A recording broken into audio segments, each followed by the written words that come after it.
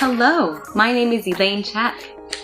So I am a part of the Embodied Media project here at Keio. So my project involves working with older adults here in Japan and in my home country of the US. And so what I do is I interview older adults and I gather their stories and then I put them into a sort of photo album.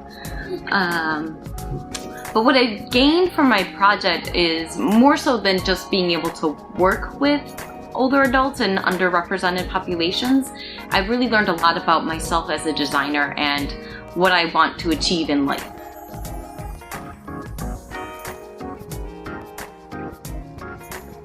My thing is persistence, and in terms of miscommunication, well, if I think of my own project, well, I work with nursing homes and long-term care facilities.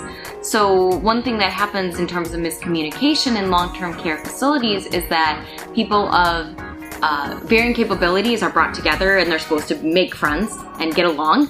So people don't always understand where people come from and they don't have empathy for each other. So with my project, what I try to do is create empathy by having people share their stories in a book, bringing this sort of new activity and using technology to kind of bridge people together by sort of having them experience each other's stories. And in terms of persistence, it's kind of, well, you keep trying to share who you are as a person, so it's continually trying to build that empathy.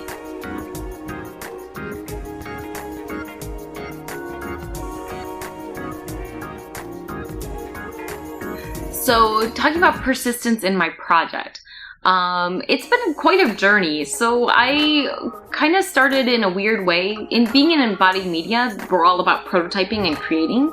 But I started kind of in the slow sort of sense where I was really trying to do a lot of service design sort of approaches and talking to people and doing design thinking. So interviewing and really understanding the problem I was trying to solve.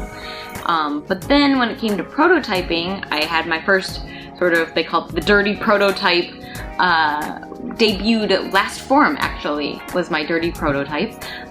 And from that prototype, I made the next iteration. And so really there's been 3 iterations of my book, but books, I've built 5 books, but 3 iterations, 5 books. And one of them is still in the US, being used by the long-term care facility I worked with there. The dirty prototype I still like to show off as sort of my demo version. And then now I have these 2 right here. So when we talk about my prototypes, what's really changed is the original prototype used hall sensors, and now I've switched sort of over to this usage of just copper switches, so kind of connecting copper tape to copper tape. And then, but the internal parts has also kind of changed because I've tried to slim it down a lot. Let's see if we can get it to open. So slim it down a lot. So you have like just sort of an actuator and then a battery and then this really kind of small compact computer brain. So the Arduino.